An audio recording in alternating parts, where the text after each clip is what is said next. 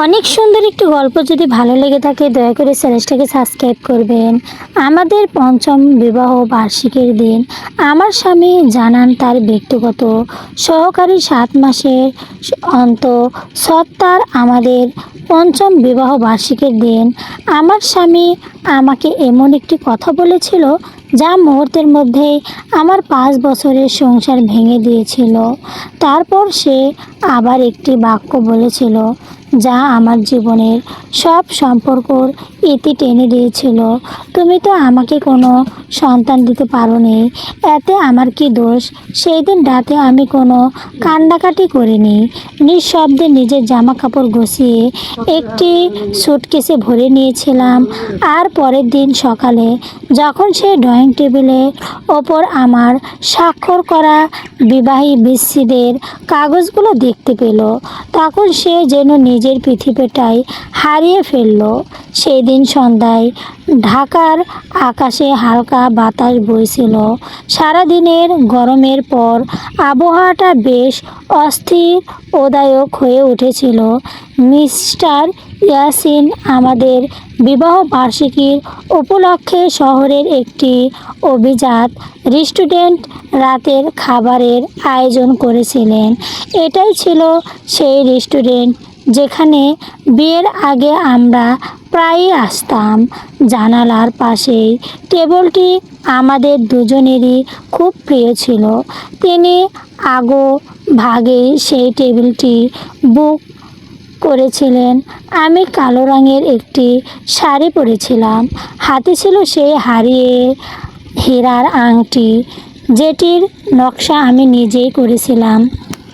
Mister Yasin পেরেছিলেন goat নীল রঙের একটি দামি স্যুট।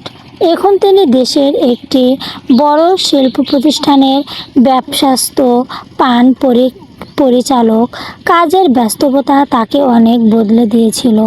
তিনি বাড়িতে থাকলেও যেন সবসময় অফিসের চিন্তায় ডুবে থাকতেন। তবুও ওয়েটার যখন আমাদের সামনে খাবার পরিবেশন করলো, তিনি আমার দিকে তাকিয়ে আগের মতোই একটি মৃদু হাসি দিল।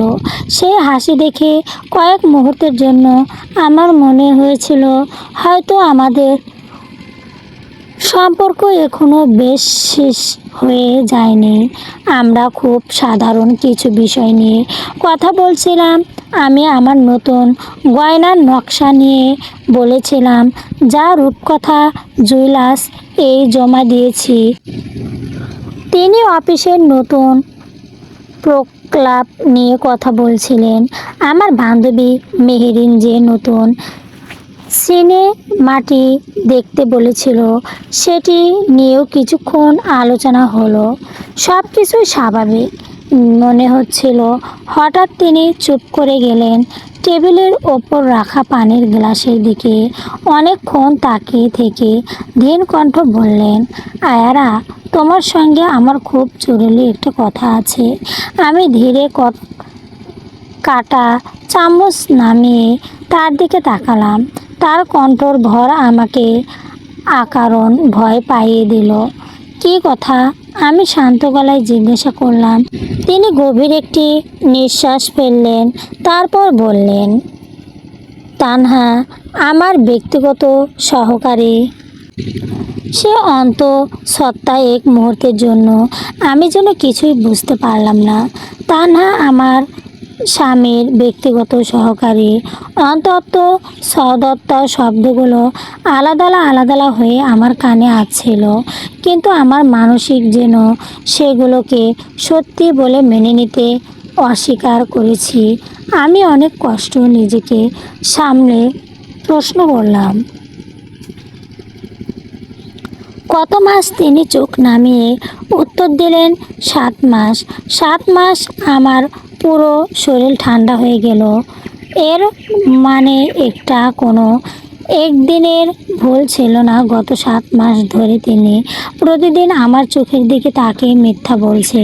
আমি যখন তার জন্য অপেক্ষা করছি, তার পছন্দের খাবার রান্না করছি, নিজেকে বুঝিয়েছি অফিসের কাজের চাপে তিনি এত বদলে গেছেন। ঠিক সেই সময় তিনি অন্য একজন নারীর সঙ্গে আরেকটি জীবন গড়ে তুলেছেন। আমার হাতে কাঁপতে শুরু করলো।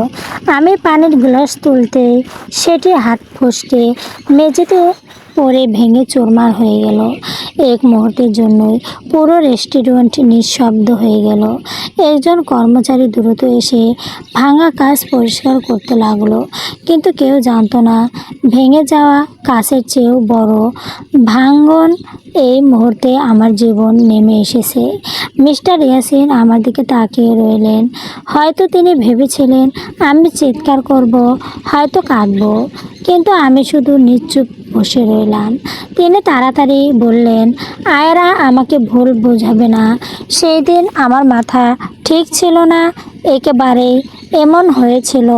আমি সত্যি অনুতপ্ত। আমি তার দিকে তাকিয়ে শান্ত গলায় বললাম, এবার একবারের ভুল কখনো 7 মাসের গর্ভর পেছনে না। তিনি আরও নিচু গলায় বললেন, গত 7 মাসে তানহা গর্ভপাত করতে চেয়েছিল। আমি চেয়েছিলাম বিষয়টা সেখানেই শেষ হয়ে যাক, কিন্তু আর সম্ভব হয়নি। এখন ও খুব দুর্বল। তার কথাগুলো শুনে আমার বুকটা মোচড় দিয়ে উঠল। এটি অনাগত শিশুকে তিনি এমনভাবে বলেছিলেন যেন সেটা কোনো ঝামেলা। আমি গভীর শ্বাস নিয়ে জিজ্ঞাসা করলাম, তুমি আমার কাছে কি চাও? তিনি আমার হাত ধরতে গিয়ে বললেন, শিশুটার জন্মের পর আমরা ওকে নিজের সন্তান হিসাবে মানুষ করব। তানহাকে কিছু টাকা দিয়ে অন্য শহরে পাঠিয়ে দেব। তুমিও আর সন্তান না হওয়ার কষ্ট ভুগবে না। আমি তার দিকে স্থির দৃষ্টিতে তাকিয়ে রইলাম। তিনি নিজের বিশ্বাসঘাতকতাকেই আমার প্রতি দয়া বলে বোঝাতে চাইছিলেন।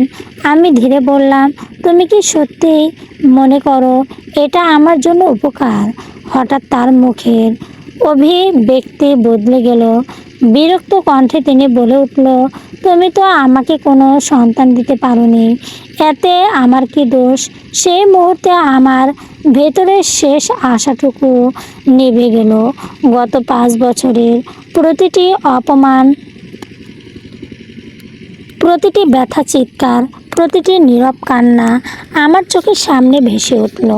তিনি আবার বললেন, আয়ারা প্লিজ, তানহার এখন 7 মাস, ওকে সন্তানটা জন্ম দিতে দাও। যা শাস্তি দেওয়ার আমাকে দিও, কিন্তু শিশুটার কোনো ক্ষতি করো না। আমি ধীরে মাথা নাড়ালাম, তারপর শান্ত কণ্ঠে বললাম, ঠিক আছে, ও সন্তান জন্ম দিক। আমার ওপর উত্তর শুনে তার মুখ স্থির হাসি ফুটে উঠল। সে বুঝতে পারল না ঠিক সেই মুহূর্তে আমি তাকে চিরদিনের জন্য হারিয়ে ফেলেছি। বাসায় ফিরে তিনি স্বাভাবিক আচরণ করার চেষ্টা করলেন। আমি নিঃশব্দে নিজের জীবনের নতুন অধ্যায় শুরু করার প্রতিশ্রুতি নিতে লাগলাম। চলবে পরবর্তী অংশ আজকেই পেতে চাইলে বাড়িতে ফিরে আসার পরে পাঠটুকুতে আমার মুখ দিয়ে একটু শব্দ বের হয়নি। গাড়ির জানালার বাইরে ঢাকার ব্যস্ততা রাত ছুটে চেয়েছিল নিজের নিয়মে। ফুটপাতের দোকানগুলোতে এখনও ভিড়। রাস্তার পাশে চায়ের দোকানে বসে মানুষ গল্প করছে। কোথাও হাসির শব্দ ভেসে আছে। পৃথিবীর সব কিছুই যেন আগের মতোই চলছে, শুধু আমার পৃথিবীটা কয়েক ঘন্টার মধ্যেই সম্পূর্ণ বদলে গেল। মিস্টার ইয়াসিন একবার আমার দিকে তাকিয়েছিলেন। হয়তো আমার নীরবতা তাকে অস্থিরত্ব ফেলছিল। তিনি কয়েকবার কথা বলতে চেয়েও থেমে গেলেন। হয়তো তিনি ভেবেছিলেন আমি বাড়িতে গিয়ে চিৎকার করব, কাঁদব, জিনিসপত্র ভাঙচুর করব, কিন্তু আমার ভেতরে তখন আর রাগও ছিল না। সব অনুভূতি যেন একসঙ্গে পাথর হয়ে গিয়েছিল। বাড়ির গেট খুলে গাড়ির ভেতরে ঢুকতেই দাঁড়ে আন সালাম দিল। প্রতিদিনের মতোই আমি মৃদু হাসি দিয়ে উত্তর দিলাম। মানুষটার জন্যই না, জানেই না এই বাড়ির ভেতরে আজ এমন একটি সত্য প্রবেশ করেছে যা কয়েকদিনের মধ্যেই এই সংসারের সব কিছু ওলটপালট করে দেবে। আমি ধীরে ধীরে সিঁড়ি বয়ে উপরে উঠলাম। ঘরে ঢুকতেই শাশুড়ির আঁচল খুলে ড্রেসিং টেবিলের সামনে দাঁড়ালাম। আয়নায় নিজের মুখটা দেখে নিজেকেই চিনতে পারলাম না। কয়েক ঘন্টার মধ্যে যেন আমি অনেক বছর বুড়িয়ে গেছি। হাতে থাকা হীরের আংটির দিকে তাকিয়ে রইলাম। 5 বছর আগে বিবাহ বার্ষিকীর উপর হিসাবে ইয়াসিন আমাকে এই আংটিটা দিয়েছিলেন। সে বলেছিলেন এই আংটির মতোই আমাদের সম্পর্ক কখনো ভাঙবে না। আমি ধীরে আংটিটা খুলে ড্রেসিং টেবিলের উপর রেখে দিলাম। ঠিক তখনই ইয়াসিন ঘরে ঢুকলো। সে স্বাভাবিক থাকার ভান করে বলল, তুমি কিছু খাবে? আমি নিচু বলে দিয়েছি। আমি কোনো উত্তর দিলাম না। আর আবার বলল, আয়রা প্লিজ এমন চুপ করে থাকবে না। আমি শান্ত গলায় বললাম, আরে একটু একা থাকতে ইচ্ছা করছে। সে কয়েক সেকেন্ড দাঁড়িয়ে থেকে ঘর থেকে বেরিয়ে গেল। দরজা বন্ধ হওয়ার শব্দ শুনে আমি ধীরে বিছানায় ধরে বসে পড়লাম। তারপর প্রথমবারের মতো আমার চোখের দিকে জল গড়িয়ে পড়ল। আমি জোরে কাঁদিনি, কেউ যেন শুনতে না পায় সেটা সেই চেষ্টা করে নিঃশব্দে কেঁদে গেলাম। আমার কান্না শুধু আজকের বিশ্বাসঘাতকতার জন্য ছিল না, এই কান্নাটি ছিল গত 5 বছর প্রতিটি অপমানের জন্য। আমার বিয়ের দ্বিতীয় বছর থেকেই আত্মীয় স্বজনের একই প্রশ্ন শুরু হয়েছিল, কোনো সুখবর কবে দেবে? প্রথম দিকে আমরা দুজনেই হেসে এড়িয়ে যেতাম। তারপর শুরু হলো ডাক্তার দেখানো, এক হাসপাতাল থেকে আর এক হাসপাতাল, একজন বিশেষজ্ঞ থেকে আর একজন বিশেষজ্ঞ, রক্ত পরীক্ষা, হার্মোন পরীক্ষা, অল্ট্রাসোনোগ্রাফি, অসংখ্য রিপোর্ট, সংক্ষিপ্ত ঔষধ, অসংখ্য আশা। প্রতিবারই এমন হতো, এবার হয়তো সব ঠিক হয়ে যাবে, কিন্তু প্রতিবারই আমরা খালি হাতে ফিরেছি। সবচেয়ে কষ্টের বিষয় ছিল ডাক্তার কখনো আমাকে দোষ দেয়নি, বরং তারা বলেছিলেন সমস্যা দুজনেরই, কিছু চিকিৎসাজনিত কারণে হয়েছে, সময় লাগবে, কিন্তু আশা ছাড়ার কিছু নেই। ইয়াসিনও তখন আমার হাত ধরে বলতো, আমরা একসঙ্গে আছি, এটাই যথেষ্ট। সন্তান থাকলে ভালো, না থাকলেও আমি শুধু তোমাকেই চাই। আজ বুঝলাম সে কতগুলো মিথ্যা ছিল। পরের দিন খুব ভোরে আমার ঘুম ভাঙল। ইয়াসিন তখনও ঘুমিয়ে। আমি নিঃশব্দে উঠে রান্নাঘরে গেলাম। প্রতিদিনের মতোই তার জন্য নাস্তা তৈরি করলাম। ডিম ভাজি, পরোটা আর দুধ চা, সব কিছু আগের মতোই সাজিয়ে রাখলাম, কারণ আমি চাইনি আমার সিদ্ধান্ত নেওয়ার আগে সে কিছু বুঝতে পারুক। নাস্তার টেবিলে বসে সে কয়েকবার আমার দিকে তাকালো। তুমি আজ অফিসে যাবে? আমি বললাম, না, শরীর খারাপ। না, তাহলে কিছু কাজ আছে? সে আর কিছু জিজ্ঞাসা করলো না। খাওয়া শেষ করে অফিসে চলে গেল। গাড়ির শব্দ মিলিয়ে যেতেই আমি নিজের ঘরে ফিরে এলাম। আলমারির দরজা খুললাম, একটি বড় সুটকেস বের করলাম। তারপর ধীরে ধীরে নিজের কাপড়গুলো গুছিয়ে রাখতে শুরু করলাম। প্রতিটি শাড়ির সঙ্গে যেন একটি করে মিস্ত্রি জড়িয়ে ছিল। লাল বেনারসি, আমার বিয়ের দিন, নীল শাড়ি, কক্সবাজারে প্রথম ঘুরতে যাওয়া, সাদা জামদানি, আমার জন্মদিন। সব কিছু গোছাতে মনে হচ্ছিল আমি কাপড় নয়, নিজের অতীত গুছিয়ে রাখছি। ডায়ার খুলতেই একটি ছোট অ্যালবাম বেরিয়ে এলো। আমি বসে পড়লাম, ছবিগুলো ওকে দেখতে লাগলাম। একটি ছবিতে ইয়াসিন আমার কপালে আলতো করে চুমু খাচ্ছে, আর একটিতে আমরা দৃষ্টির মধ্যেই ভিজছি, বৃষ্টির মধ্যে ভিজছি, আরেকটিতে সে আমার জন্য কেক কাটছে।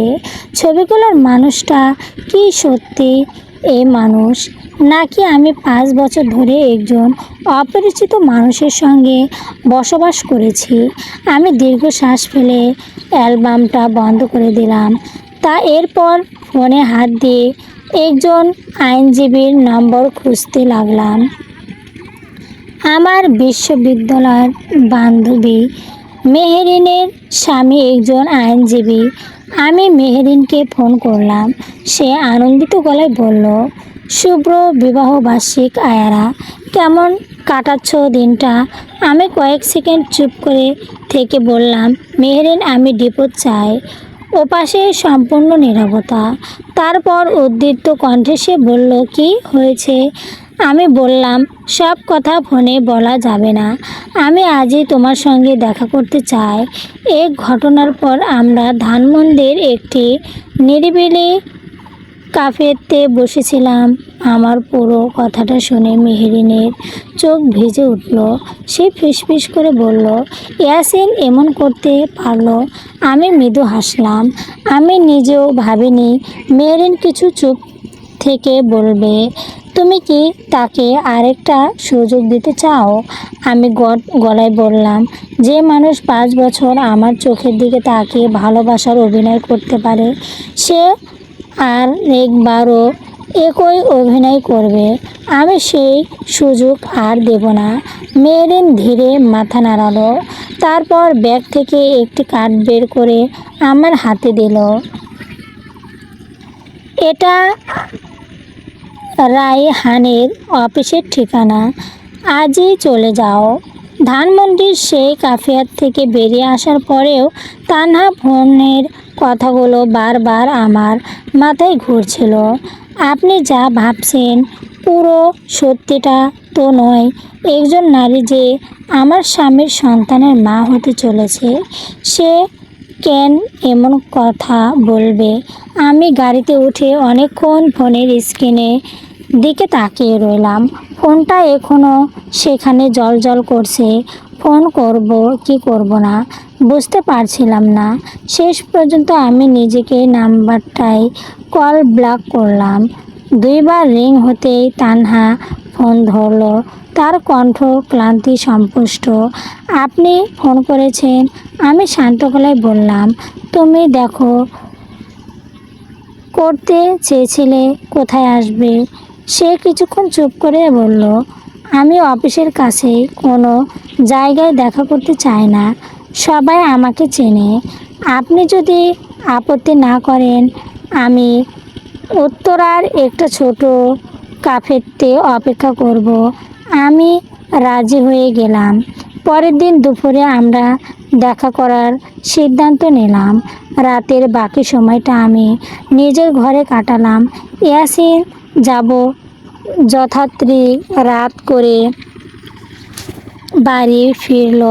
তার হাতে ছিল বড় একটি ফুলের তোড়া, হাতে বিবাহবার্ষিকীর উপহার।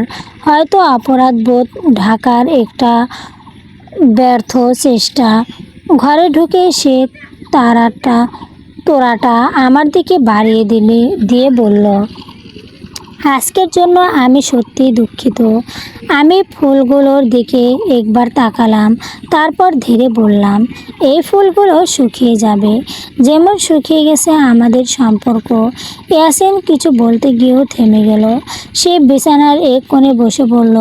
অনেকক্ষণ নীরব থাকার পর বলল, আমি জানি আমি ভুল করেছি, কিন্তু মানুষ ভুল করতেই পারে।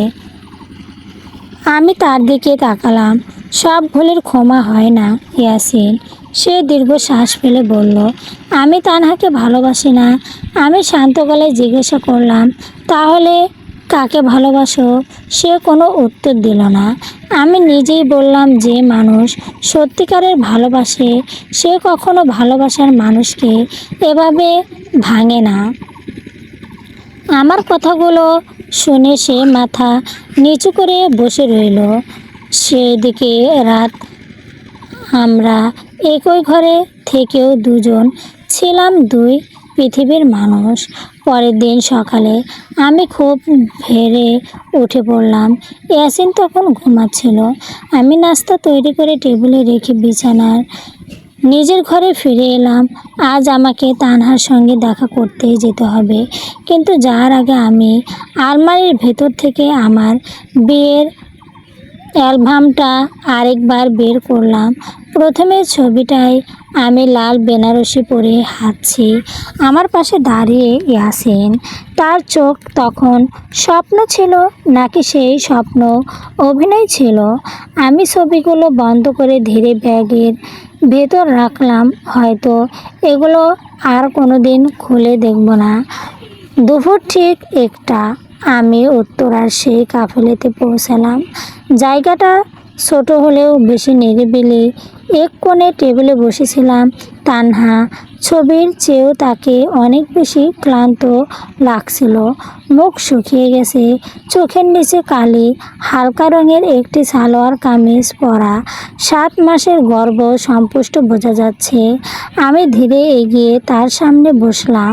সে মাথা নিচু করে বলল, ধন্যবাদ, আপনি এসেছেন। আমি কোনো উত্তর দিলাম না। ওয়ালেট এসে 2 কাপ কফি দিয়ে গেল। কয়েক মিনিট কেউ কোনো কথা বললাম না। শেষ পর্যন্ত তানহাই নীরবতা ভাঙল। আপনি নিশ্চয় আমাকে খুব ঘৃণা করেন। আমি শান্তভাবে বললাম, তুমি কি ভাবো করা উচিত নয়? সে চোখের পানি মুছল। হ্যাঁ, করা উচিত, কারণ আমি নিজেকে ঘৃণা করি। আমি অবাক হয়ে তার দিকে তাকালাম। সে ধীরে ধীরে বলতে শুরু করলো, আমি এই অফিসে যোগ দিয়েছিলাম মাত্র 1 বছর আগে। বাবা তখন শ্রীকোট করে বিছানায়, ছোট ভাই বিদ্যালয়ে পড়ে, সংসারের সব দায়িত্ব আমার কাঁধে ছিল। সে থামলো, পানি খেয়ে এলো, তারপর আবার বলল, স্যার সবসময় আমার সঙ্গে খুব ভালো ব্যবহার করতেন। অফিসে সবাই তাকে সম্মান করে, আমিও করতাম। আমি চুপচাপ শুনছিলাম। একদিন অফিসের একটা প্রজেক্ট শেষ হওয়ার পর সবাই মিলে বাইরে গিয়েছিলাম। সেদিন রাতে অনেক হয়ে যায়, সবাই একে একে চলে যায়। শেষে শুধু আমি আর স্যার ছিলাম। তানহার গলায় কাঁপে ওঠে। সেই দিন থেকেই সব কিছু বদলে যায়। আমি প্রশ্ন করলাম, তারপর? সে মাথা নিচু করে বলল, প্রথমে উনি বলেছিলেন এটা একটা ভুল। তারপর কয়েকদিন আমার সঙ্গে কথা বলেনি। তারপর আবার নিজেই যোগাযোগ শুরু করলেন। তুমি না করতে পারতে? আমার কথায় সে তিক্ত হাসল। চেষ্টা করেছিলাম, কিন্তু উনি বলেছিলেন যদি সম্পর্ক না রাখি তাহলে আমাকে চাকরি ছাড়তে হবে। আমি স্তব্ধ হয়ে গেলাম। তানহা আবার বলল, আমি চাকরি হারানোর ভয় পাচ্ছিলাম। বাবা তখন আইসিইউতে, প্রতি সপ্তাহে লাখ লাখ টাকা লাগছিল। আমার বুকের ভেতর কেমন যেন মোচড় দিয়ে উঠল। যখন জানতে পারলাম আমি মা হতে চলেছি, তখন আমি ওনাকে বলেছিলাম আমি চাকরি ছেড়ে চলে যাব। তিনি কি বলছিলেন? তিনি বলেছিলেন সব ব্যবস্থা করে দেবেন।